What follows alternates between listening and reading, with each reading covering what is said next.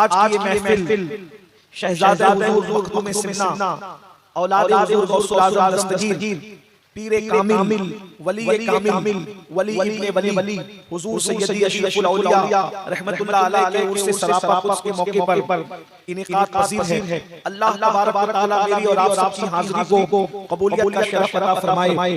وقت کافی ہوا ہے، تھوڑی دیر کے لیے آیہ کریمہ کے جس حصے کی تلاوت کی گئی ہے اس کے سلسلے میں کچھ معروضات پیش کرنے کی سعادت حاصل کی جا رہی ہے۔ اللہ پاک مجھے حق کہنے، آپ سب کو حق سن کر اس پر عمل کرنے اور اسے عام کرنے کی توفیق عطا فرمائے۔ اللہ تبارک و تعالیٰ نے فلسفہ موت و حیات کو بیان فرمایا۔ مجھ سے پیشتر آپ نے شہزادہ والا تبار نبی حضور اشرف الاولیاء حضرت علامہ پیر سید معاذ اشرف جیلانی جو ہمارے بڑے بھائی ہیں ان کا خطاب آپ نے سماعت کیا۔ وہ مجھے بڑا بڑی محبت سے کہتے ہیں، حالانکہ وہ میرے مخلوق زادے ہیں، حالانکہ بڑے بڑے وہی ہیں، میں ان سے پہلے دنیا میں آیا ہوں، لیکن بڑے بڑے وہی ہیں۔ انہوں نے بڑی نفیس اور بڑی خوبصورت گفتگو موت و حیات سے متعلق فرمائی۔ میں بھی انہی کی گفتگو کو آگے بڑھانا چاہتا ہوں۔ اللہ رب العزت نے موت اور حیات کا فلسفہ بیان فرمایا۔ ظاہر سی بات ہے اگر اللہ نے انسان کو زندگی ہی لینی تھی تو پھر اس کو موت کیوں عطا فرمائی؟ اگر اللہ نے دنیا کو بسانا ہی تھا تو پھر اس کو فنا کرنے کا اعلان کیوں کیا؟ جب بسایا جا رہا ہے تو فنا کرنے کی بات کیوں کی جاتی ہے؟ مثال کے طور پر میں اللہ کی ذات جسم اور مثال سے پاک ہے، لیکن ایک بات سمجھانے کے لیے عرض کی جا رہی ہے، اگر تاج محل بنایا گیا ہے اور اس کو بنانے کے بعد توڑ دینے کی بات کی جائے تو لوگ کہیں گے کہ بنایا تھا تو توڑنے کی بات کی گئی، مگر یہ دنیا کے انسان ہے جن کا بنانا اور توڑنا اپنے انداز کا ہوتا ہے۔ اللہ اکبر، مگر میرے اللہ نے کائنات کو بنانے کی بات بھی فرمائی، بنانے والا وہی ہے، مگر اس نے یہ بھی فرمایا کل من علیہا فان، سب فنا ہو جائیں گے۔ اللہ رب العزت کی ذات باقی رہنے والی ہے۔ اللہ اکبر، موت پیدا کی ہے تو پھر حیات پیدا کی، اور جب حیات پیدا کی تو پھر موت کیوں پیدا کی؟ حیات اور موت کا فلسفہ کیا ہے؟ جب آبادی ہی پیدا کرنی تھی تو ویرانہ کیوں پیدا فرمایا؟ اللہ اکبر، تو میرا اللہ حیات اور موت کا فلسفہ یوں بیان فرماتا ہے۔ اللہ اکبر، یہاں ہمارے مسئلے کا بلکہ مسائل کا حل بھی آپ کو مل جائے گا۔ میرا اللہ فرماتا ہے الذی خلق الموت والحیات لیبلوکم ایکم احسن عملا، ہم نے زندگی اور موت کو اس لیے پیدا کیا تاکہ ہم تمہیں آزمائیں، ہم تمہیں جانچیں، ہم تمہارا امتحان لیں کہ کون تھوڑی سی زندگی کو پا کر اچھا عمل کرتا ہے، عمل حسن نہیں احسن۔ اللہ اکبر، تفضیل کے ساتھ کہا جا رہا ہے عمل حسن کے لیے بھی ہمیں پیدا نہیں کیا گیا، عمل احسن کے لیے اللہ نے سب سے اچھے عمل جو زیادہ اچھے ہیں، اچھے اعمال کے لیے انسان کو پیدا کیا۔ کیوں؟ موت اور حیات اس لیے پیدا کی گئی ہمیں جانچا جائے، ہمارا امتحان لیا جائے کہ کون اچھا عمل کرتا ہے، کون بہترین عمل کرتا ہے۔ موت و حیات کا فلسفہ یہ ہے۔ اب مجھے بتاؤ، اللہ اکبر، دنیا میں آنے کے بعد ہم اچھا عمل کرنے کی بجائے ہم تو برائیوں کے اندر ڈوب گئے۔ اب دیکھیے موت بھی ہے اور حیات بھی ہے، دونوں چیزیں ہیں، اور اس کے بیچ کیا ہے؟ احسن عمل، اچھا عمل۔ اس سے پتہ چلا اگر دنیا اچھی چاہتے ہو، زندگی اچھی چاہتے ہو تو بھی نیک عمل کرو، اور اگر موت اچھی چاہتے ہو تو بھی نیک عمل کرو۔ اللہ اکبر، آج ہم کہتے ہیں مولانا کوئی وظیفہ دے دو، مولانا کوئی تعویذ دے دو، مولانا کوئی طریقہ بتا دو، کیوں؟ تاکہ اچھی روزی مل جائے، بیٹے کو رشتہ آ جائے، اسی طریقے سے دکان میں برکت ہو جائے، مکان میں برکت ہو جائے۔ ایک بات میں عرض کروں، آپ کے سامنے حضور تاج الاولیاء کی شخصیت جلوہ گر ہے۔ یہ وہ پیر نہیں ہے جو آپ کو اندھیرے میں تاریکی میں رکھ کر شریعت سے دور کرے اور جہنم کے گڑھے میں ڈھکیل دے۔ یہ وہ لوگ ہیں اللہ اکبر جس کے خاندان میں 6 صدیوں سے زائد قوم کی شریعت اور طریقت میں یکساں رہنمائی فرمائی ہے۔ ان کی موجودگی میں عرض کر رہا ہوں، سن لو، تعویذ سے اچھا رشتہ آئے یا نہ آئے اس کی کوئی گارنٹی نہیں ہے۔ اگر بیٹیوں کو اچھا رشتہ چاہتے ہو، اچھا عمل کرو، اس کی برکت سے اللہ تمہاری بیٹیوں کو اچھے رشتے عطا فرمائے، تمہارے بچوں کو اچھے رشتے عطا فرمائے گا۔ اور اے نوجوانوں، تم بھی در در بھکاری بن کر پھر رہے ہو، 28 سال کی عمر ہو گئی، اچھا رشتہ نہیں آتا، 30 سال کی عمر ہو گئی، اچھا رشتہ نہیں آتا۔ یاد رکھنا، ارے اچھے عمل سے آخرت اچھی ہو سکتی ہے تو اچھے عمل سے دنیا اچھی کیوں نہیں ہو سکتی؟ عمل اچھا کرو، اس کی برکتیں دیکھو۔ بہت سارے لوگ سوچ رہے ہوں گے کہ آخر آپ نے کس کو بٹھا دیا کہ کیا دیکھے کہ کیسے بھی اچھا رشتہ آتا ہے۔ میں مثال آپ کے سامنے رکھوں، آپ کو ابھی بات سمجھ میں آ جائے گی۔ اللہ اکبر، آپ نے سنا ہوگا اگر اچھا عمل کافر بھی کرے تو اللہ اس کو بھی صلہ عطا کرتا ہے. تھوڑا ایکو کم کر دیں, آواز ٹکرا رہی ہے ایسا لگتا ہے. آواز ایسے کھول دیں, صرف ایکو چھوڑ دیں, کم کر دیں اس کو, تاکہ لوگ صرف سن سکیں, میری بات پہنچ جائے. ایکو جو ہے وہ نعت خواں کے لیے ضروری ہوتا ہے, ہمارے لیے اس کو بہت ہلکا کر دیں, کم, ورنہ یہ سمجھ نہیں پا رہے ہیں. بہت ساری باتیں ایسی کان کے اوپر سے چلی جا رہی ہے. ابھی مجھ سے پیشتر جو لوگ بول رہے تھے, ایکو اتنا زیادہ تھا کہ کچھ باتیں سمجھ نہیں آ رہی, سمجھ میں نہیں آ رہی تھی. بات سمجھ میں آنی چاہیے, مقصد تقریر کا یہ ہے. ایک بار سب مل کر بلند آواز سے درود شریف پڑھ لیں. رب صلی وسلم دائما ابدا علی حبیبک خیر الخلق کلہم صلاۃ و سلام علیک یا سیدی یا رسول اللہ, صلاۃ و سلام علیک یا جد الحسن والحسین وعلی آلک و اصحابک یا جد الغوث الثقلین. امید ہے مائیں اور بہنیں بھی یہاں موجود ہوگی. اچھا عمل جسے ہم نیکی کہتے ہیں, نیکی اتنا ثمر والا درخت ہے, ایسی پھل لانے والی چیز ہے کہ اگر کافر بھی نیکی کرے تو اللہ اس کو بھی محروم نہیں رکھتا, اللہ کافر کو بھی نیکی کا صلہ عطا کرتا ہے. لیکن چونکہ وہ کافر ہے اس لیے اس کی نیکی کا صلہ اس کو دنیا میں ملتا ہے, وہ بھی اس میں اللہ رب العزت کی طرف سے کوئی کٹوتی نہیں ہے. آخرت میں کافر کو صلہ کیوں نہیں ملتا؟ اس لیے کہ وہ آخرت کو مانتا ہی نہیں. یہ بھی اس کا عمل ہے, وہ آخرت کو نہیں مان رہا ہے تو اللہ کہتا ہے تو دنیا کو مانتا ہے, تیری نیکی کا صلہ میں صرف دنیا میں دوں گا چونکہ تو آخرت کو مانتا نہیں ہے. لیکن مومن کی شان یہ ہے کہ اللہ رب العزت اس کی نیکی کا صلہ اس کو دنیا میں بھی عطا کرتا ہے اور آخرت میں بھی عطا فرمائے گا. مگر نیکی کتنی بڑی چیز ہے. اللہ کا دشمن اگر نیکی کرے اللہ اس کو بھی صلہ دیتا ہے. جو خدا دشمن کو نیکی کا صلہ عطا کرے وہ خدا اپنے بندوں کو کتنا صلہ عطا کرتا ہوگا.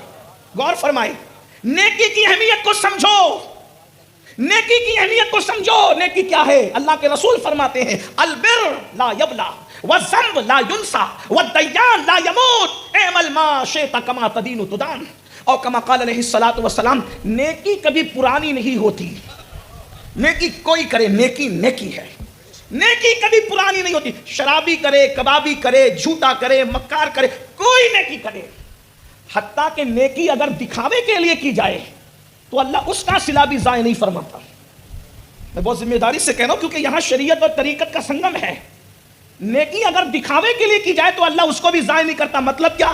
جس نے دکھاوے کے لیے نیکی کی, مطلب پیسہ دیا تاکہ لوگ مجھے سخی کہیں, تو اللہ اس کے اس مقصد کو بھی پورا کر دیتا ہے کہ تو نے سخی کہلانے کے لیے چندہ دیا, پوری دنیا میں تجھے سخی کہلوا دوں گا. تو نے نمازی کہلوانے کے لیے نماز پڑھی, پوری کائنات میں تجھے نمازی کہلوا دوں گا. تو نے مجاہد کہلانے کے لیے اپنے آپ کی جان دے کر کے شہید ہوا, پوری کائنات میں تجھے مجاہد کہلوا دوں گا. تو نے علامہ کہلانے کے لیے تقریر کی, پوری دنیا میں تجھے علامہ کہلا دوں گا.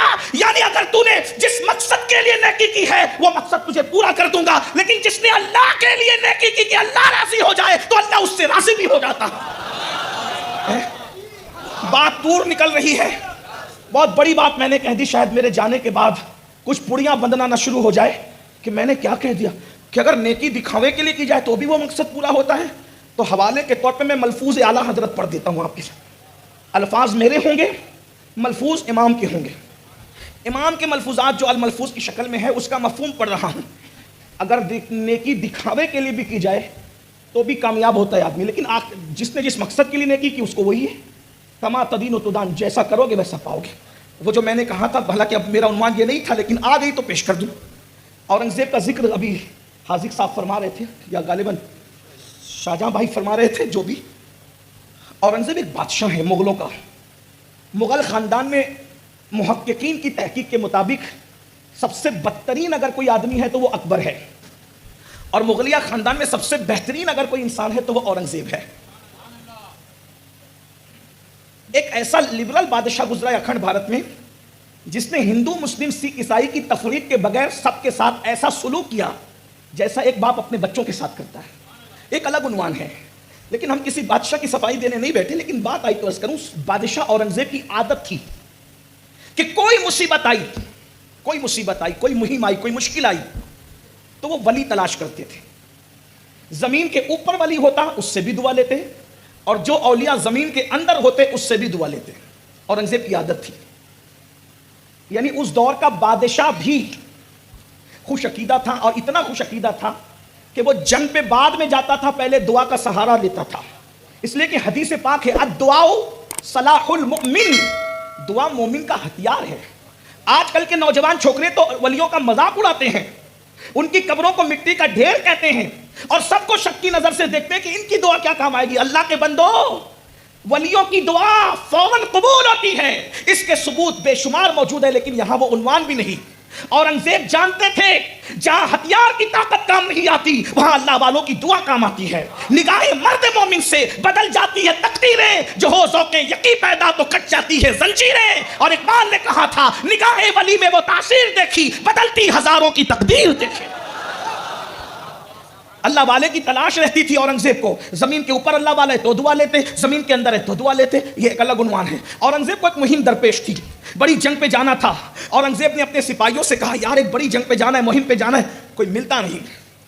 وہ وہاں ہو یہ رہا تھا کہ اورنگزیب کا دربار تھا باپ داداؤں کے در سے، مغل بڑے من چلے تھے، سب کی تائید تو حمایت ہم کرتے بھی نہیں ہیں۔ مغلوں کے یہاں شعراء ہوتے تھے، ادبا ہوتے تھے، ندیم ہوتے تھے، ادیب ہوتے تھے، خطیب ہوتے تھے، شعراء ہوتے تھے، بڑے بڑے فنکار ہوتے تھے، اور انہوں نے سب کو اپنے درباروں میں رکھ رکھا تھا۔ تو ان کے اورنگزیب کے باپ داداؤں کے دربار میں بہروپیے بھی ہوتے تھے جو روپ بدلتے تھے۔ تو اورنگزیب جب بادشاہ بن گئے تو ایک بہروپیہ آیا، کہا کہ آپ کے باپ داداؤں کے دربار میں میرے باپ دادا رہتے تھے، ہم ایسے بہروپیے ہیں نا جناب کہ روپ بدل کے آئیں تو کوئی پہچان ہی نہ سکے، روپ بدل کے آئیں تو کوئی پہچان ہی نہ سکے۔ اورنگزیب نے کہا ہمارے یہاں بہروپیوں کی جگہ نہیں، چلے جاؤ یہاں سے، البتہ اتنا ضرور ہے کہ روپ بدل کے آؤ گے تو میں تمہیں پہچانوں گا، ہر روپ میں تمہیں پہچانوں گا، اور جس روپ میں تمہیں پہچان نہ سکا جو مانگو گے وہ انعام دوں گا، میرا وعدہ ہے۔ بہروپیہ گیا، جانے کے بعد روپ بدل کے آیا، چند دنوں بعد اورنگزیب نے پہچان لیا بہروپیہ، پھر چلا گیا، پھر روپ بدل کے آیا بہروپیہ، پھر چلا گیا، پھر روپ بدل کے آیا بہروپیہ، پھر چلا گیا۔ اب وہ بہروپیہ نے آنا بند کر دیا، اب نہیں آتا تھا۔ اورنگزیب کو مہم پہ جانا تھا، تلاش کی کوئی اللہ والا ملے دعا کرائے، کوئی اللہ والا ملے دعا کرائے، کوئی اللہ والا ملے دعا کرائے۔ سپاہیوں نے کہا حضور ایک اللہ والا اپنی سلطنت میں ہے، اگر آپ چاہیں تو چلیں۔ کہا کہاں؟ کہا وہ کسی سے بات نہیں کرتا، کسی سے ملتا بھی نہیں، کسی سے کوئی گفتگو نہیں، کسی سے کوئی ملاقات نہیں، بس نماز پہ نماز، نماز پہ نماز، سجدے پہ سجدہ، سجدے پہ سجدہ، عبادت پہ عبادت وہ کرتا ہے۔ اچھا اتنا نورانی چہرہ ہے حضرت کہ چہرہ دیکھو تو خدا یاد آ جائے۔ اچھا لوگ نورانی چہرے کو بھی پہچاننے میں دھوکہ کھاتے ہیں لوگ۔ آپ نے تو اتنا ہی سن رکھا ہے نا کہ جس کو دیکھو خدا یاد آ جائے، جس کو دیکھو خدا یاد آ جائے۔ آپ کس کو دیکھ کے خدا کو یاد کرتے ہیں یہ تو آج تک مجھے پتہ ہی نہیں چلا، اس لیے کہ جس قوم کو نماز میں خدا یاد نہیں آتا اس قوم کو جلسوں میں چہرے دیکھ کے خدا کیسے یاد آتا ہے مجھے سمجھ میں نہیں آیا، اب تک یہ بات میرے سمجھ میں نہیں آئی۔ ہاں یہ بات اب تک میرے سمجھ میں نہ آئی۔ 20 رکعت تراویح میں خدا یاد نہ آیا، فجر کی 2 رکعت میں خدا یاد نہ آیا، جس قوم کو مسجد میں خدا یاد نہ آیا اس قوم کو جلسے میں خدا کیسے یاد ہے۔ لیکن بہرحال آپ کے اپنے مسائل آپ جانے، مجھے جتنی بات کرنی میری اوقات، میں ایک چھوٹا سا طالب علم ہوں، وہ بھی بہت چھوٹا سا، کچھ نہیں سیکھا ہے، صرف بزرگوں کی جوتیاں سیدھی کے، اس لیے میں کوئی بات اپنی اوقات سے بڑھ کے نہیں کہنا چاہتا، مگر اتنا ضرور کہوں گا یہ بھی شعور حاصل کر لو کہ کون سا چہرہ دیکھ کے خدا یاد آتا ہے، خدا کو یاد آنا کس کو کہتے ہیں۔ ہاں ورنہ بیوٹی پارلروں میں تو پھر بہت سے چہرے سنوارے جا رہے ہیں، بیوٹی پارلروں کے سجائے ہوئے چہرے دیکھ کر خدا یاد کرنے والوں یہ بھی شعور حاصل کرو کہ خدا یاد کرنا کسے کہتے ہیں۔ ارے بیوٹی پارلر کے 2-4 گھنٹے کے کریم جسموں پر لگا کر آ کر کے اگر کوئی متاثر کرتا ہے تو وہ لٹیرا تمہارے ایمان کو لوٹ لے گا۔ خدا یاد آنے کا مطلب یہ ہے کہ اللہ کی خشیت سے دل اتنا چمکدار ہے کہ اس کا چہرہ دیکھ کر کے تمہیں آخرت کی یاد تازہ ہو جاتی ہے، آنکھیں ٹھنڈی ہو جاتی ہے، دلوں کو سکون مل جاتا ہے۔ اگر ایسا چہرہ زمین میں نہیں ہے تو اس محلے کے اور اس گاؤں کے اور اس شہر کے لوگوں کو میں 28 سال پہلے پیچھے لے جا کر یہ کہہ سکتا ہوں کہ اشرف الاولیاء کا چہرہ دیکھا ہے۔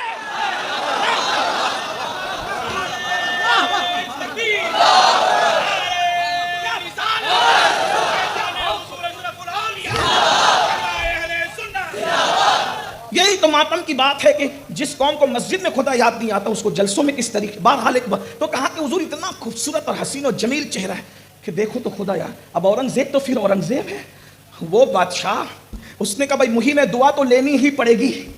بہت تحفے تحائف لے کر کے گئے اور دیکھا تو نماز پہ نماز، نماز پہ نماز، سجدے پہ سجدہ، سے عبادت پہ عبادت، بیچارہ بڑے بھولے بھالے چہرے میں اور امامہ خوبصورت اور ابا قبا سب بالکل قاعدے کی تراشی خراشی داڑھی۔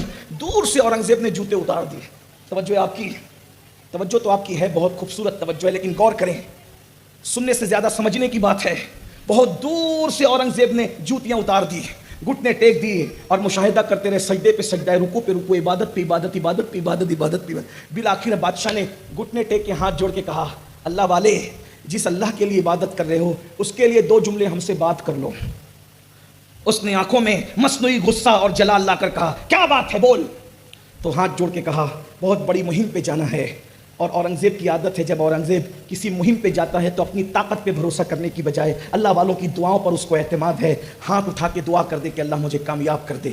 اس نے ہاتھ اٹھا کر دعا کرنے کی بجائے امامہ سر سے اتارا، اور امامہ سر سے اتار کے کہا، پہچانا؟ پہچانا؟ اورنگزیب کی آنکھوں میں خون اتر آیا، اب پہچانا؟ میں نے کہا تھا نا میں تجھے دھوکہ دوں گا اور تو مجھے نہیں پہچانے گا، میں وہ بہروپیہ ہوں۔ کہاں؟ لیکن میں تجھے ہر روپ میں پہچان سکتا تھا، مذہب کے روپ میں بھی کوئی دھوکہ دے گا یہ اورنگزیب کو کبھی خیال بھی نہیں گزرا تھا۔ میں اب تو پہچان گیا تجھے، لیکن مجھے یہ خیال نہیں تھا کہ یہ لباس نماز کے لباس میں، مذہب کے لباس میں، مسلک کے لباس میں، مشرق کے لباس میں، اہل اللہ کے لباس میں بھی کوئی دھوکے باز ہو سکتا ہے بہروپی۔ مجھے یہ تصور بھی نہیں گزرا تھا، کیونکہ کبھی تصور کر بھی نہیں سکتے تھے۔ لیکن چونکہ میں نے وعدہ کیا تھا کہ اگر تو مجھے دھوکہ دے لے گا جو مانگے گا تجھے دیں گے۔ مانگ کیا مانگتا ہے؟ مانگ لے کیا مانگتا ہے؟ اس کی آنکھوں میں آنسو تھے۔ کہا اورنگزیب اب کچھ نہیں مانگتا، اورنگزیب اب کچھ نہیں مانگتا۔ کہا کیوں؟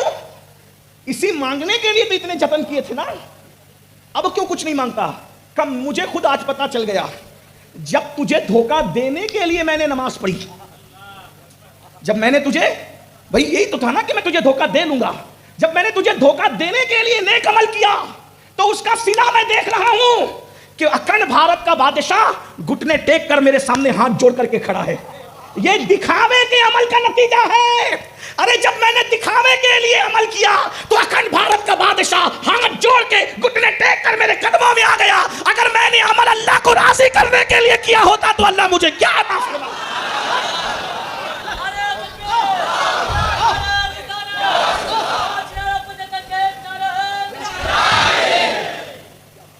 نیکی کو سمجھو تو البر لا یبلا، نیکی کبھی پرانی نہیں ہوتی۔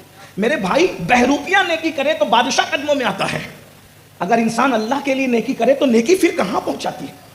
ذرا غور تو کریں، نیکی کی اہمیت سمجھو۔ ہم پیسوں کی محبت میں ڈوب گئے، اللہ کی محبت میں کب آؤ گے؟ نیکیوں کی طرف رغبت کب کرو گے؟ تو میں نے ایک اعلان کیا تھا ابھی تھوڑی دیر پہلے، کیا کہ نیکی اگر کافر کرے تو بھی اللہ صلہ دیتا ہے۔ بیٹی کا رشتہ کوئی چیز نہیں میرے بھائی، جب نیکی سے اللہ ملتا ہے تو بیٹی کو رشتہ کیوں نہیں مل سکتا؟ جب نیکی سے اللہ ملتا ہے تو روزی کیوں نہیں مل سکتی؟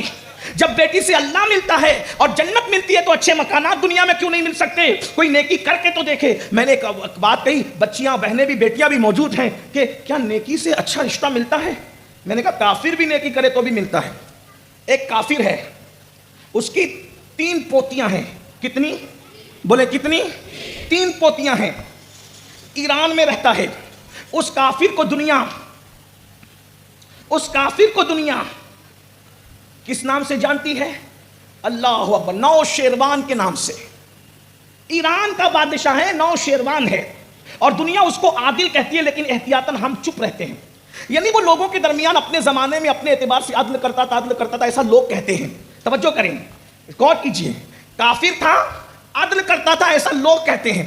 اس کی 3 پوتیاں تھی، اس کا بیٹا تھا جس کا نام تھا یزدجرد،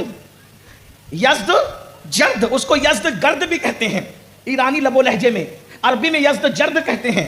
ایرانیوں کی جنگ ہوئی مسلمانوں کے ساتھ، ایرانی جنگ ہار گئے اور لشکر لاؤ لے کر کے چھوڑ کر بھاگ گئے، کچھ قتل ہو گئے، ان کی ساری عورتیں قیدی ہو گئی۔ توجہ، ان کی ساری عورتیں قیدی ہو گئی۔ قیدی بننے میں اس کے گھر کی بیٹیاں بھی آ گئی۔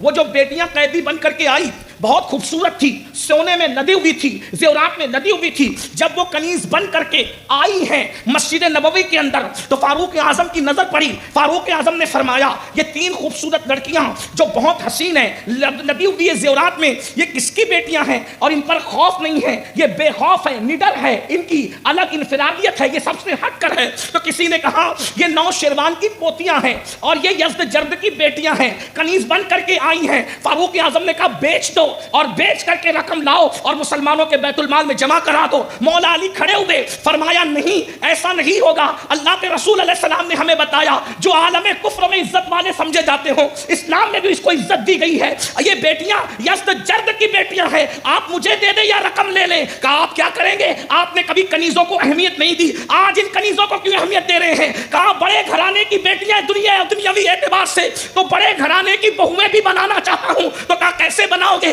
کہا ایک کو, تینوں بہنوں میں سے ایک کو عمر کی بہو بناؤں گا, ایک کو ابو بکر کی بہو بناؤں گا, اور ایک کو رسول اللہ کی بہو بناؤں گا. پھر کیا ہوا؟ ایک کو آزاد کیا, عبداللہ ابن عمر کے ساتھ نکاح کیا. عبداللہ ابن عمر سے جو بیٹا پیدا ہوا اس کا نام سالم رکھا گیا, اور ایک کو آزاد کیا اور حضرت عبد الرحمن کے ساتھ نکاح کیا, صدیق اکبر کے بیٹے. ان سے بیٹی پیدا ہوئی, اس بیٹی کا نام اسما رکھا گیا, اور ایک کو آزاد کیا اور ان کا نکاح امام حسین کے ساتھ کیا, اور ان سے جو بیٹا پیدا ہوا ان کا نام امام زین العابدین رکھا گیا.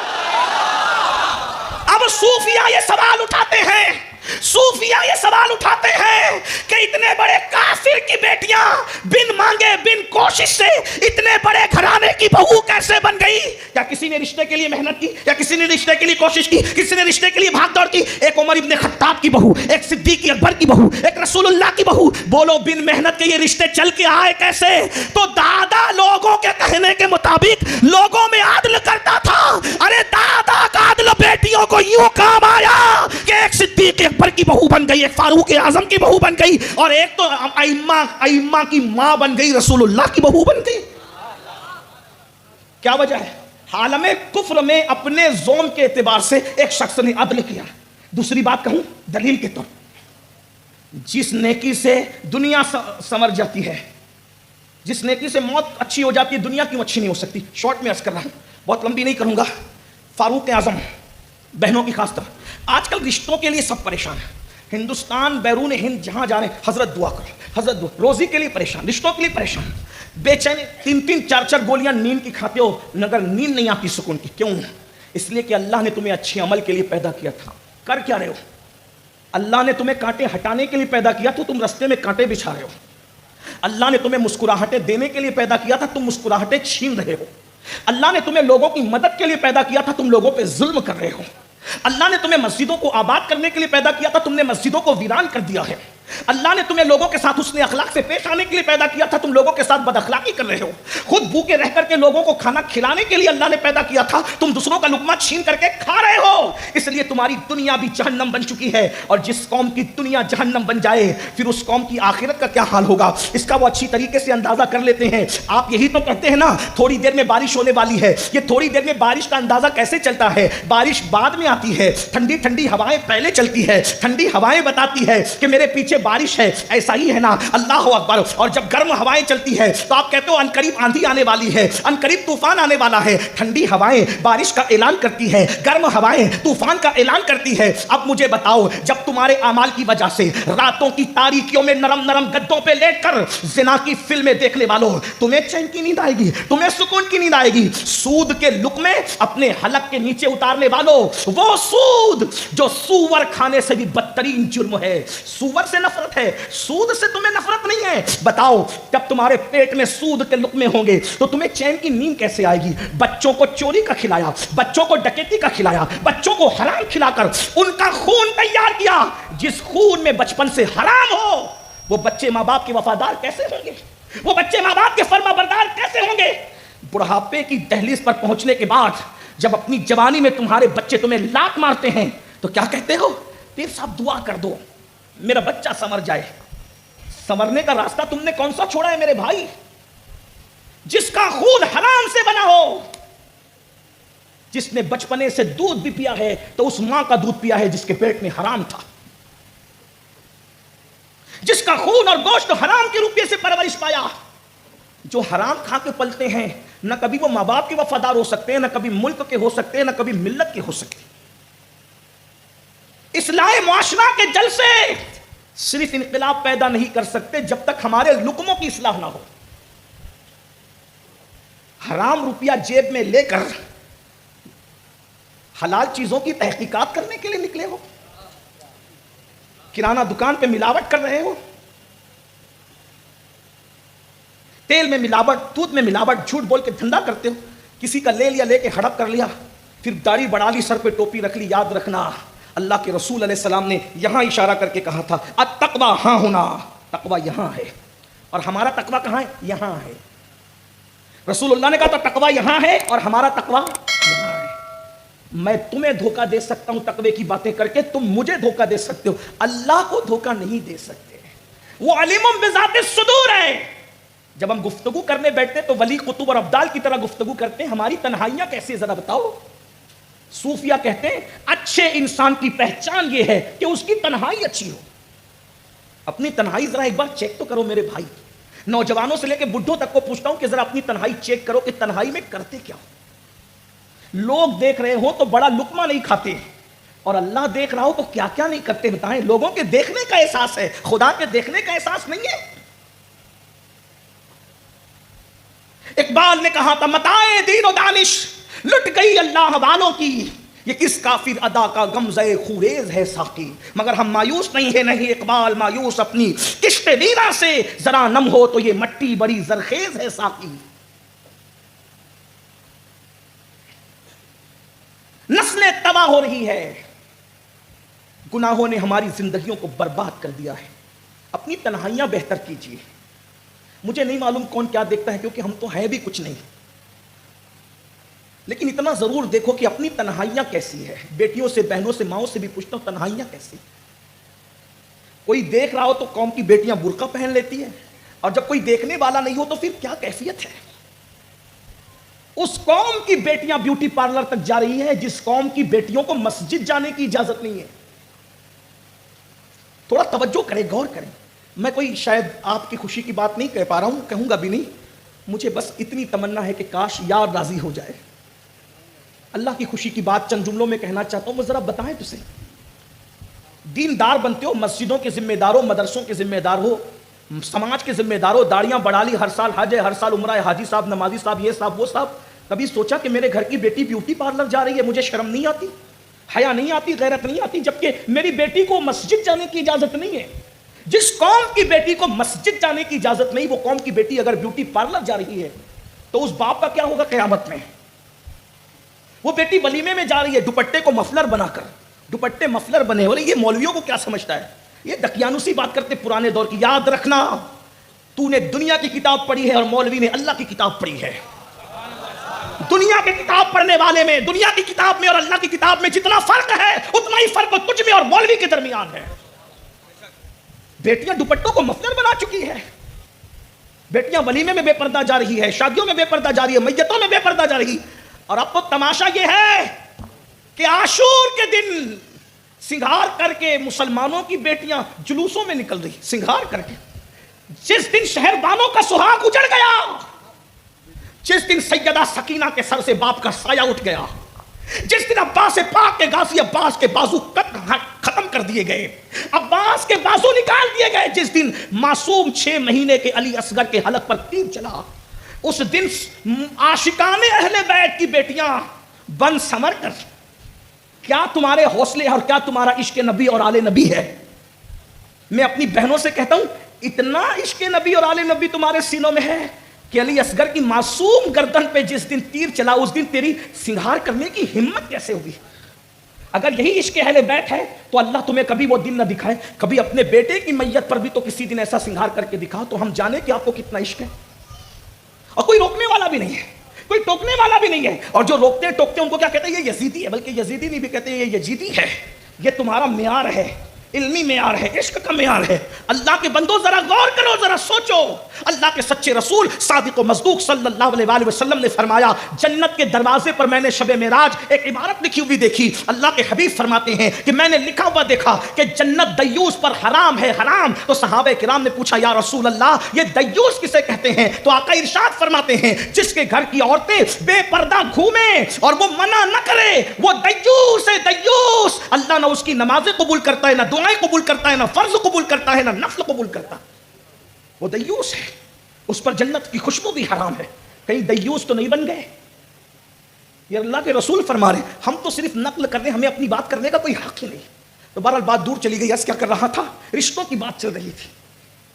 फारूक आजम का दौर है, دور فاروقی میں فاروق اعظم نے اعلان کیا دودھ میں پانی ملا کر نہیں بیچا جائے گا. اور پھر فاروق اعظم چیک کرنے کے لیے نکلتے بھی تھے, گلی گھومتے تھے, تلاش کرتے تھے کہ لوگوں کا حال کیا ہے, لوگوں کی کیفیت کیا ہے, لوگوں کا کیا معاملہ ہے. تو اچانک رات کی تاریکی اور سناٹے میں فاروق اعظم نے ایک آواز سنی. بوڑھی آواز تھی, کپ کپی تاری تھی, کہا بیٹی جلدی سے دودھ میں پانی ملا دو اس سے پہلے کہ صبح ہو جائے. جب بوڑھی آواز نے رات کا سناٹا توڑا تو ایسے میں جوان آواز اپنی رانائیوں کے ساتھ کانوں سے ٹکرائی کہ امی تمہیں پتا نہیں کہ امیر المومنین نے دودھ میں پانی ملا کر بیچنے سے منع فرمایا ہے. بوڑھی عورت نے کہا کہ امیر المومنین تیرا ابھی سو رہا ہوگا, اس کو اپنی خود کی خبر نہیں ہوگی, تیری کیا خبر ہے, امیر المومنین نہیں دیکھ رہا, ملا دے پانی. اس لڑکی نے کہا امی امیر المومنین نہیں دیکھ رہا ہے مگر اللہ تو دیکھ رہا ہے نا. بس یہ بات امیر المومنین کے دل پہ اتنا اثر کر کے اتنی نیک بچی آپ نے دیوار پہ نشان بنا دیا. دیوار پہ نشان بنایا اور چلے گئے. صبح اپنے بیٹوں کو بلا کے کہا میں بوڑھا ہو گیا ہوں, اب نکاح نہیں کر سکتا, اب شادی نہیں کر سکتا. تم میں سے کون ہے جو اس لڑکی سے شادی کرے جو رات کی تنہائی میں بھی یہ تصور رکھتی ہے کہ اللہ اسے دیکھ رہا ہے. ایک بیٹے نے کہا ٹھیک ہے ابا جان میں نکاح کر لوں گا. اور اس کے بعد صبح کو گئے, خود رشتہ امیر المومنین کے گھر کا رشتہ چل کر آیا. توجہ ہے آپ کی بیٹیوں کی توجہ, بہنوں کی توجہ. امیر المومنین 3 بر اعظموں پر حکومت کرنے والا امیر المومنین بلا شرکت غیر 3 بر اعظموں کا حاکم کسی کی کٹیا میں چل کر جا رہا ہے رشتہ لے کر اپنے بیٹے کے لیے. کیوں؟ اس لیے کہ نیکی کی طاقت کتنی ہے, تقوی کی طاقت کتنی ہے, پرہیزگاری کی طاقت کتنی ہے. میرے بھائی بڑے سے بڑے وزیر کے نام پہ جلسہ ہوتا تو رات کے 2 بجے یہاں کوئی نہیں بیٹھتا. یہ اشرف الاولیاء کے تقوی کی طاقت ہے کہ تمہیں بھی بٹھا رکھا ہے اور مجھے بھی بٹھا رکھا ہے. آپ نیکی کو سمجھتے کیا ہیں, آپ تقوی کو سمجھتے کیا؟ بہت پاورفل ہے تقوی, بہت پاورفل ہے نیکی. نیکی کی طاقت بہت بڑی ہے. امیر المومنین خود رشتہ لے کر کے گئے, غریب کی کٹیا میں رشتہ ہو گیا. صرف اسی میں بات ختم نہیں ہوئی, رشتہ ہو گیا. امیر المومنین کی بہو بنی. کس بنیاد پہ؟ دولت کی وجہ سے نہیں, حسن کی وجہ سے نہیں, مال کی وجہ سے نہیں, چاپلوسی کی وجہ سے نہیں, کر و فر کی وجہ سے نہیں, تقوی کی وجہ سے امیر المومنین کی بہو بنی. اور صرف بہو نہیں بنی بلکہ اس بچی سے جب اس کی شادی ہوئی تو ایک بیٹی پیدا ہوئی. اور وہ بیٹی عبدالعزیز کی دلہن بنی. اور عبدالعزیز کے گھر میں پھر اسی بیٹی سے ایک بیٹا پیدا ہوا. اور اسی بیٹے کو دنیا نے عمر ابن عبدالعزیز کے نام سے جانا. اور یہ پہلی صدی کا مجدد ہے جسے دنیا عمر ابن عبدالعزیز کہتی ہے. لوگ کہتے تھے عمر ابن عبدالعزیز کا دور دیکھ کر ہمیں عمر ابن خطاب کا دور یاد آ گیا. خلافت راشدہ کی نشاط ثانیہ کر دی اس شخص نے. وجہ نانی کا تقوی ماں کو پہنچا اور ماں کے تقوی کی برکت نواسے تک پہنچ رہی. غور فرمائیں, یہ تقوی کی برکت ہے. یہ غور فرمائیں تو اللہ فرماتے ہیں الذی خلق الموت والحیات لیبلوکم ایکم احسن عملا. ہم نے موت اور زندگی کو اس لیے پیدا کیا تاکہ تمہیں آزمائیں کہ کون تھوڑی سی زندگی پا کر اچھا عمل کرتا ہے. میرے بھائی اچھا عمل کرو, زندگی خوبصورت ہو جائے گی. اور جس کی زندگی خوبصورت ہو گئی اس کی موت بھی خوبصورت ہوگی. بس 2 جملے کہہ کے اپنی بات ختم کرنا چاہتا ہوں. میرے بھائی جب زندگی اچھی سے مراد کیا؟ نرم گدا میرے نزدیک اچھی زندگی نہیں ہے. کسی کہنے والے نے کہا تھا سو جاتے ہیں فٹ پاتھ پہ اخبار بچھا کر, مزدور کبھی نیند کی گولی نہیں کھاتے. نرم گدوں سے پیسوں کے بل پہ نرم گدے خریدے جا سکتے ہیں, سکون کی نیند نہیں خریدی جا سکتی. اچھی زندگی کیا ہے؟ اچھی زندگی کو ایک جملے میں بیان کر دوں. اچھی زندگی کا مطلب یہ ہے جو اللہ کو پسند ہو. اب جملہ سن لیں, بات اینڈ کی طرف لے جانوں, وقت زیادہ ہوا, مجھے بھی جانا ہے. اور مخدوم صاحب کا بیان بھی آپ کو, مخدوم ابن مخدوم حضور تاج الاولیاء کا خطاب بھی آپ کو بھی سننا ہے, مجھے بھی سننا ہے. ہمیں ملفوظات حضرت کی سننے, لیکن توجہ کریں. اللہ کی پسند کی زندگی تم گزارو. توجہ ہے, اللہ کی پسند کی زندگی تم گزارو, تمہاری پسند کی موت اللہ تمہیں عطا فرمائے گا. دنیا میں تم اللہ کی پسند کا خیال کرو, آخرت میں اللہ تمہاری پسند کا خیال فرمائے گا.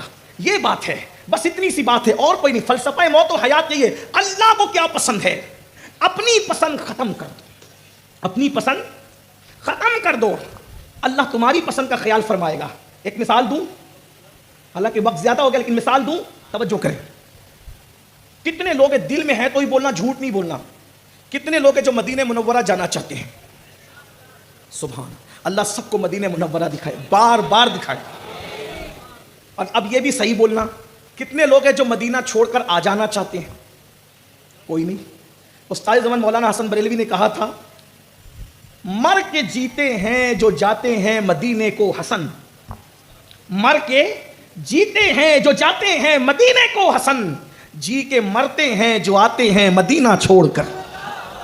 بھائیوں عاشقوں کی طبیعت تو یہ ہے کہ اگر مدینہ منورہ اور جنت کو اختیار میں دے دیا جائے کہ مدینے میں رہو گے کہ جنت میں رہو گے، تو عاشق کہتا ہے جنت لے کر کیا کرو، سیر گلشن کون دیکھے دشت طیبہ چھوڑ کر، سوئے جنت کون جائے در تمہارا چھوڑ کر۔ یار کی گلی چھوڑ کے کون جنت میں جائے؟ بولو مدینے میں رہنا، مدینہ منورہ میں رہنا سب کی پسند ہے کہ نہیں ہے؟ الحمدللہ۔ بتاؤ جب میرے اور تمہارے جیسے گنہگار، سیاکار، بدکار 1450 سال بعد کے عاشقان رسول کی پسند ہے کہاں رہنا؟ مدینہ منورہ میں رہنا، تو وہ امام حسین جو پیدا مدینہ منورہ میں ہوئے تھے، بڑے مدینہ منورہ میں ہوئے تھے، 56 سال تک مدینہ منورہ میں زندگی گزاری تھی، ماں کا خلد آشیاں روضہ کہاں ہے؟ مدینہ منورہ میں ہے۔ بڑے بھائی کہاں ہے؟ مدینہ منورہ میں ہے۔ غم گسار نانا کہاں ہے؟ مدینہ منورہ میں ہے۔ اللہ اکبر۔ دادا امیر حمزہ کہاں ہے؟ مدینہ منورہ میں ہے۔ بولو امام حسین کا سب کچھ کہاں تھا؟ مدینہ منورہ میں تھا، لیکن خود کی پسند کیا تھی؟ مدینے میں رہنا۔ اور اللہ رسول کی پسند کیا تھی؟ مدینہ چھوڑ کر کربلا جانا۔ دیکھ رہے؟ دو پسند ہے کیا؟ اپنی پسند مدینہ منورہ میں رہنا، اور اللہ رسول کی پسند مدینہ منورہ چھوڑ کر دین بچانے کے لیے کہاں جانا؟ امام حسین کی پسند کیا؟ اگر بات سمجھ میں آ گئی تو جواب دے دے۔ امام حسین کی پسند کیا؟ مدینہ منورہ میں رہنا۔ اللہ رسول کی پسند کیا؟ دین بچانے کے لیے کہاں جانا؟ کربلا محلہ میں جانا۔ مدینہ منورہ میں ٹھنڈی ہوائیں، کربلا میں تپتی ہوئی ریت۔ مدینہ منورہ میں کندھوں پہ اٹھانے والے، کربلا میں لاش پہ گھوڑے دوڑانے والے۔ مدینہ منورہ میں ساقی کوثر، کربلا کے اندر پانی پر پیرا بٹھانے والے۔ بولو راحتیں یہاں تھی، مصیبتیں وہاں تھی، لیکن امام حسین نے بتایا سچا عاشق وہ نہیں ہوتا، وفادار وہ نہیں ہوتا جو اپنی پسند کو ترجیح دیتا ہے۔ ارے وفادار تو وہ ہوتا ہے جو اپنی پسند پر یار کی پسند کو ترجیح دیتا ہے۔ امام حسین نے کہا میری پسند ہے مدینہ منورہ میں رہنا، اللہ رسول کی پسند ہے مشن اور دین بچانے کے لیے کربلا میں جانا، میری پسند ہے راحتیں، اللہ رسول کی پسند ہے مصیبتیں، میری پسند ہے ساقی کوثر، اللہ رسول کی پسند ہے فرات کے کناروں پر پیرا بٹھانے والوں سے مقابلہ کرنا۔ امام حسین نے اپنی پسند کو قربان کر دیا تو اللہ نے انعام یہ دیا، حسین تو نے دنیا میں میری پسند پر اپنی پسند کو قربان کر دیا، میں نے جو چاہا وہ تو نے دنیا میں کیا، اب تو جو چاہے گا وہ تیرے ساتھ کیا جائے گا۔ ارے قبروں کے نشان مٹ جاتے ہیں، لیکن جب تک دنیا رہے گی تیرا گنبد و مینار چمکتا رہے گا، ہر محلے میں تیری نسلیں آباد رہے گی، ہر جگہ تیرا ذکر آباد رہے گا۔ اللہ اکبر۔ دوستوں سے بھی تیرے ڈنکے بجواؤں گا اور دشمنوں سے بھی درود ابراہیم پڑھوا کر کے تیرے ذکر کرواؤں۔ دیکھ رہے اللہ کی پسند کا تم دنیا میں خیال کرو، آخرت میں اللہ تمہاری پسند کر، تم جو چاہو گے وہ ہوگا، تم جو چاہو گے۔ بلکہ آپ کو بتاؤں دنیا میں چند دن رہنا ہے اور آخرت میں ہمیں اشرف العلماء نے چند دن کی، اشرف الاولیاء نے چند دن کی زندگی میں اللہ کے مشن کا خیال کیا ہے نا، دورہ کرتے رہے۔ بلکہ مجھے تو احباب نے بتایا کہ جب حضور قادری میاں مدظر اللہ العالی بوقت وصال سرحانے نہیں تھے تو یہاں کے مریدین چاہتے تھے کہ آپ کی طبیعت زیادہ موت کے قریب لگتی ہے تو آپ کے شہزادے کو بلا لیں۔ مرتے وقت تو کون نہیں چاہتا کہ بیٹا سرحانے کھڑا رہے، کون نہیں چاہتا بھائی؟ لیکن حضور اشرف الاولیاء نے کیا فرمایا؟ نہیں، وہ اللہ کے مشن پر ہے، ان کو وہیں رہنے دو۔ غور فرمائیں، توجہ فرمائیں، جس کو اپنی جان اور اولاد سے زیادہ اللہ کا مشن پیارا تھا۔ اور یہ جو مخدوم اشرف مشن ہے نا، یہ تو نام مخدوم اشرف کا ہے، مخدوم اشرف کا مشن خود اللہ رسول کا مشن ہے۔ اور یہاں مجھے یاد آیا اس گھرانے کی فکر اس گھرانے میں آج تک موجود ہے۔ جب حضور محدث اعظم کے چوچوی رحمۃ اللہ علیہ مدینہ منورہ سے نکلنے لگے تو آپ نے بھی حسینی فکر کو آواز دیتے ہوئے کہا تھا، مدینے کے کچھ کام کرنا ہے سید، مدینے کے کچھ کام کرنا ہے سید، مدینے سے میں اس لیے جا رہا ہوں، مدینے سے میں اس لیے جا رہا ہوں۔ میرے بھائیوں، تو اللہ کی پسند کی زندگی گزارو، بستر پہ لیٹو، اللہ کو یاد کرو، نرم نرم گدوں پہ زنا کی فلمیں دیکھنے کی بجائے تصور کرو کہ ایک دن مجھے قبر میں بھی لیٹنا ہے۔ فجر کی نماز میں سوتے پڑے رہتے وقت یہ بھی تصور کرو کہ مجھے قبر میں پہلی رات گزارنی ہے۔ اپنی پسند کی زندگی گزارو گے تو قبر اتنی خطرناک ہے کہ ایک ہاتھ کو دوسرا ہاتھ سجائی نہیں دے گا، اور اللہ کی پسند کی زندگی گزارو گے تو قبر اتنی خوبصورت ہے کہ جتنا مدینے جانے میں مزہ ہے اس سے زیادہ مر جانے میں مزہ ہے، کیونکہ مدینے جاؤ تو صرف گنبد نظر آتا ہے اور مر جاؤ تو گنبد والا نظر آتا ہے۔ آج پھولے نہ سمائیں گے کفن میں آسی، 8 پھولے نہ سمائیں گے کفن میں آسی، قبر کی شب ہے کس گل سے ملاقات کی رات۔ اللہ کی پسند کی زندگی گزارو، اللہ کی پسند نماز ہو، عبادت ہو، کسی پہ ظلم نہیں ہو، جھوٹ نہیں ہو، مکر نہیں ہو، فریب نہیں ہو۔ اللہ پاک فرماتے والحافظون لحدود اللہ، جو اللہ کی حدوں کی حفاظت کرتے ہیں، وبشر المومنین، اللہ نے ان کو دنیا میں بھی بشارت عطا کی، خوشخبری، آخرت میں بھی۔ یاد رکھو زندگی کو انجوائے کرنا ہے، اس کا پورا لطف لینا ہے، گناہ چھوڑ دو۔ جس دن گناہ چھوڑ دو گے اس دن پتہ چلے گا۔ بس آخری بات عرض کر دوں میرے عزیز، نماز سے اتنے دور ہو گئے، کیا تمہیں خیال نہیں آتا کہ اللہ نے سجدے کا حکم دیا؟ معلم الملائکہ جب اس نے سجدہ نہیں کیا تو اللہ نے اس کو شیطان بنا کر جنت سے باہر کر دیا۔ تم تو پوری زندگی سجدہ نہیں کر رہے ہو، اللہ تمہیں کیا بنائے گا؟ کبھی سوچا؟ غور کیا کبھی؟ معلم الملائکہ یعنی فرشتوں کا استاد۔ ایک عزیز نے مجھ سے کہا وہ معلم الملائکہ نہیں تھا، میں نے کہا امام المتکلمین علامہ نقی علی خان علیہ رحمہ جو اعلیٰ حضرت کے استاد بھی اور ابا بھی ہیں، انہوں نے اپنی کتاب تفسیر علم نشرہ میں اس کو معلم الملائکہ لکھا ہے۔ اتنے بڑے محقق نے لکھا تو بغیر تحقیق کے تو نہیں لکھا ہوگا۔ فرشتوں کا استاد، ایک سجدہ نہ کر کے جنت سے باہر کیا گیا، اور ہم سجدہ چھوڑ کر کے گھر کو جنت دیکھنا چاہتے ہیں، دنیا کی زندگی کو جنت دیکھنا چاہتے ہیں۔ میرے عزیز میرے بھائی، نماز کی پابندی کیے بغیر کوئی خوشی آپ کو نہیں مل سکتی۔ میں تو آخری بات عرض کرنے چلا تھا لیکن مجھے مسلم شریف کی ایک حدیث یاد آئی، اجازت دے تو اس کو پیش کر دوں مختصر میں۔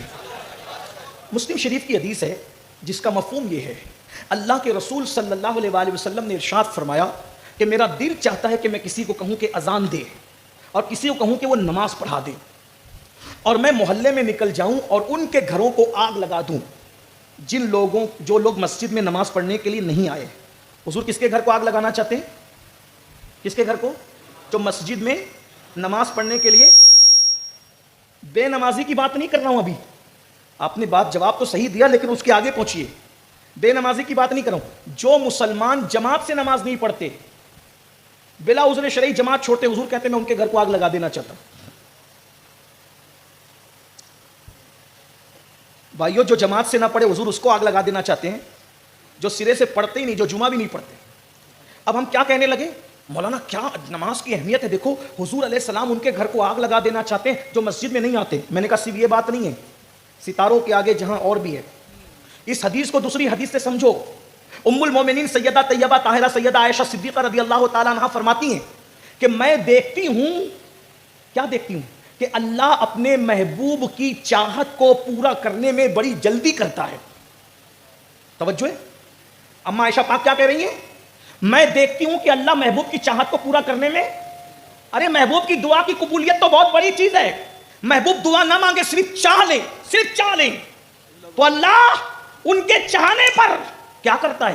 4 رکعت نماز کی نیت کی، نگاہ آسمان کی طرف اٹھی، تانا دینے والے بدبخت تانا دے رہے ہیں کہ دین نیا نہ آئے ہے، پرانا قبلہ مسجد اقصی استعمال ہو رہا ہے، کاش کہ بیت المقدس کی بجائے میرے دادا کا بنایا ہوا کعبہ قبلہ ہو جائے۔ حضور نے کہا نہیں، چاہا، 4 رکعت اللہ نے پوری ہونے نہیں دی۔ گویا کہ کہا جا رہا ہے محبوب ہماری عبادت بعد میں پوری ہوگی، پہلے تیری چاہت پوری کی جائے گی۔ قد نرا تقلب وجهك في السماء فلنولینک قبلۃ ترضاها۔ لوگ کہتے ہیں نبی کے چاہنے سے کیا ہوتا ہے؟ ہم نے کہا نبی کے چاہنے سے قبلہ بدل جاتا ہے، اور کس شان سے؟ قبلۃ ترضاها، محبوب جدھر تیرا جی چاہے تو ادھر رک کر لے، ہم تیری خوشی کے لیے قبلہ بدل دیں گے، ہم تیری خوشی کے لیے۔ فسمى وجه اللہ، ہر جگہ اس کے جلوے، اسے مشرق و مغرب سے کیا، وہ بے نیاز ہے محبوب، اسے تو تیری خوشی چاہیے، اسے تو تیری رضا چاہیے۔ خدا کی رضا چاہتے ہیں دو عالم، خدا چاہتا ہے رضا محمد۔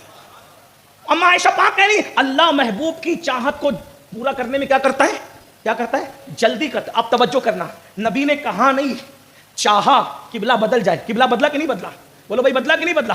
اب حضور کی اس حدیث کو سنا جو مسلم شریف میں، کیا میرا دل چاہتا ہے ان کے گھروں کو آگ لگا دوں جس گھر کے لوگ مسجد میں نماز کے لیے نہیں آتے ہوں۔ تو نبی نے کیا کیا؟ کیا کیا؟ چاہا، لیکن رحمت للعالمین نے چاہا، آگ نہیں لگائی، چاہا، اور نبی نے چاہا اور اللہ نے اس کو پورا کر دیا۔ اللہ نے لگا دیا آگ، اللہ نے آگ لگا دی۔ یہ جو تمہاری بستیوں پہ بلڈوزر چل رہے ہیں یہ اللہ کی لگائی ہوئی آگ ہے۔ یہ جو تمہارے بیٹے تم سے باغی ہو رہے ہیں یہ اللہ کی لگائی ہوئی آگ ہے۔ یہ جو تمہاری بیٹیوں کو رشتے نہیں آتے 30-35 سال کی عمر میں، یہ اللہ کی لگائی ہوئی آگ ہے. میاں بیوی میں آپس میں پیار ختم ہو گیا، یہ اللہ کی لگائی ہوئی آگ ہے. نیند کی گولیاں کھا کر بھی تمہیں سکون کی نیند نہیں آتی، یہ اللہ کی لگائی ہوئی آگ ہے. اتنا کما کر بھی ہائے ہائے کرتے ہو، برکت نہیں ہے، اللہ کی لگائی ہوئی آگ ہے. سکون نہیں ہے، چین نہیں ہے، اطمینان نہیں ہے. جاؤ کروڑ پتیوں کے دل میں جھانک کر کے دیکھو، جاؤ اللہ اکبر، نرم نرم گدوں پہ لیٹنے والوں کو جا کر کے دیکھو، رات رات برکر بدلتے ہیں. یہ بڑی بڑی بیماریاں، یہ موذی بیماریاں، یہ خطرناک بیماریاں، یہ تباہ کرنے والی بیماریاں. اللہ اکبر. کتے تو صبح کے وقت کبھی چین سے سو جاتے ہیں، لیکن تم رات کو تارے گن گن کر کے گزارتے ہو. یہ اللہ کی لگائی ہوئی آگ نہیں ہے تو پھر کیا ہے؟ اور یہ آگ کیسے بجھے گی؟ یہ اللہ کی لگائی ہوئی آگ ہے. جملہ تلخ لگے تو معاف کر دینا، جو آگ اللہ لگا دے کسی ملا کا تعویذ اس آگ کو بجھا نہیں سکتا. جملہ تلخ ہو تو معاف کر، اتنا تو میں چاہتا ہوں کہ اتنے معافی تو آپ کر ہی دیں گے. اللہ کی لگائی ہوئی آگ بے عمل ملاؤں کی تعویذوں سے بجھانا چاہتے ہو؟ اللہ کی لگائی ہوئی آگ بے اثر وظیفوں سے بجھانا چاہتے ہو؟ اللہ کی لگائی ہوئی آگ منتر جنتروں سے بجھانا چاہتے ہو؟ اللہ کی لگائی ہوئی آگ اپنے خود ساختہ اور سوکار تقوی سے بجھانا چاہتے ہو؟ نہیں، یہ آگ نہیں بجھ سکتی. اس آگ کو بجھانے کا بس ایک ہی طریقہ ہے، مسجدوں میں سجدہ کر کے آمنہ کے لال کی آنکھوں کو ٹھنڈا تم کر دو، اللہ تمہارے گھروں کی لگی ہوئی آگ کو بجھا دے گا.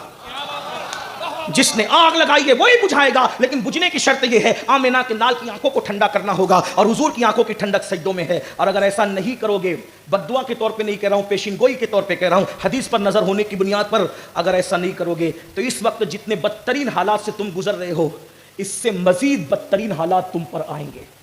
اور اللہ کے رسول نے فرمایا اللہ تمہاری دعا قبول نہیں کرے گا، اور تمہارے حق میں تمہارے بزرگوں کی دعا بھی قبول نہیں کرے گا. یہ اللہ کے رسول نے فرمایا. تمہارے نیکوں کی دعا بھی اللہ تمہارے حق میں قبول نہیں کرے گا، کیونکہ اللہ نے تمہارے گھروں میں آگ لگا دی. مسجد جا کر سجدہ کر کے اللہ کے نبی کی آنکھوں کو ٹھنڈا کر کے دیکھو، پھر دیکھو جینے کا اصل مزہ کیا ہے. لیکن اتنا یاد رکھنا، نماز اسی کے پیچھے پڑھنا جو نماز لانے والے مصطفیٰ جان رحمت سے عشق کرتا ہو، ورنہ اس کے پیچھے نماز کیسے ہو سکتی ہے کہ جس نے نماز لائی ہے وہ اسی کو اپنی طرح بشر کہتا ہو، نبی کے ماں باپ کو کافر کہتا ہو، نبی کے علم غیب کا انکار کرتا ہو، یہ کہتا ہو ارے نبی تو کوئی اختیار ہی نہیں رکھتے. ارے نادان، تیری بیوی کو تو نے چابیاں سونپ رکھی ہے، جس کو تو نے اپنا محبوب بنایا، جو طلاق پر مردود ہو سکتی ہے. جب تو اس کو اتنا پیار کر سکتا ہے، بلا تمثیل خدا نے اللہ اکبر پوری کائنات کا جسے مالک کو مختار بنایا. ارے تو بیٹوں کو اختیار دیتا ہے، پارٹنروں کو اختیار دیتا ہے، جس کو دوست بناتا ہے اس کو اختیار دیتا ہے، حتیٰ کہ اللہ اکبر جو معمولی کونسلر اور کارپوریٹر بنتا ہے اس کو لوگ اتنے اختیارات دیتے ہیں، تو جس کو اللہ نے اپنی پوری سلطنت کا دولہا بنایا ہو کتنا اختیار دیا ہوگا. اس لیے اسی کے پیچھے نماز پڑھو جو نبی کو مالک کو مختار مانتا ہو، اسی کے پیچھے نماز پڑھو جو اب نبی کو اپنی طرح بشر نہیں بلکہ خیر البشر مانتا ہو، سید البشر مانتا ہو، افضل البشر مانتا ہو. اس کے پیچھے نماز مت پڑھو جو مولوی کا مسلک لے کے چل رہا ہے، اس کے پیچھے نماز پڑھو جو صحابہ اور اہل بیت کا مسلک لے کر کے چل رہا ہے. اور صحابہ کا مسلک کیا تھا؟ صحابہ کا مسلک کیا تھا؟ جب صدیق اکبر خلیفہ بنے تو رسول اللہ کے منبر پہ بیٹھے تو جہاں حضور بیٹھتے تھے وہاں صدیق اکبر نہیں بیٹھے. توجہ ہے، توجہ ہے. صدیق اکبر نبی کے ہاتھ پر پہلا بنا ہوا مسلمان جو گھر کے باہر کا فرد تھا. گھر کے باہر کے افراد میں سب سے پہلے جس نے نبی کے ہاتھ پہ کلمہ پڑھا وہ صدیق اکبر افضل البشر بعد الانبیاء بالتحقیق. صدیق اکبر خلیفہ بننے کے بعد اس سیڑھی پہ نہیں بیٹھے جہاں رسول اللہ بیٹھتے تھے، اس سے نیچے بیٹھے. کیوں؟ پتا چل جائے میں نبی کے برابر نہیں ہوں، جہاں نبی کے قدم ہے وہاں صدیق کی جگہ ہے.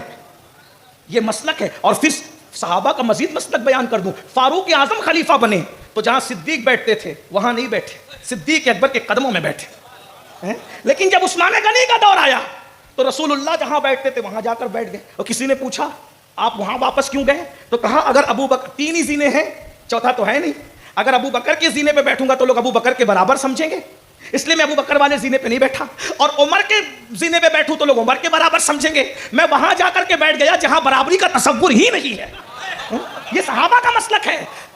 ابو بکر اپنے برابر نہ سمجھے، عمر اپنے برابر نہ سمجھے، عثمان اپنے برابر نہ سمجھے، اور یہ 8 سال میں پتہ نہیں کیا کیا پڑھ کر کے آگے اور کہتا ہے نبی ہماری طرح ہے، ایسی باتیں تو نہ تو، لیکن میں ان کو کچھ نہیں کہتا، اس وقت اتنا کہتا ہوں اس کے پیچھے نماز پڑھو جو نماز لانے والوں کا ادب جانتا ہے، اس کے پیچھے نماز نہ پڑھو جو نماز لانے والے کی تعظیم ہی نہیں جانتا، اس لیے کہ ہمارا مسلک تعظیم ہے، توقیر ہے، اللہ اکبر، اللہ کی سرتاب قدم شان ہے، یہ انسان نہیں انسان، وہ انسان ہے یہ، قرآن تو ایمان بتاتا ہے انہیں، ایمان یہ کہتا ہے میری جان ہے یہ۔ دوران گفتگو کوئی غلطی ہو تو اللہ تعالیٰ معاف کر دے، استغفر اللہ ربی ان ربی لغفور رحیم وما علینا الا البلاغ۔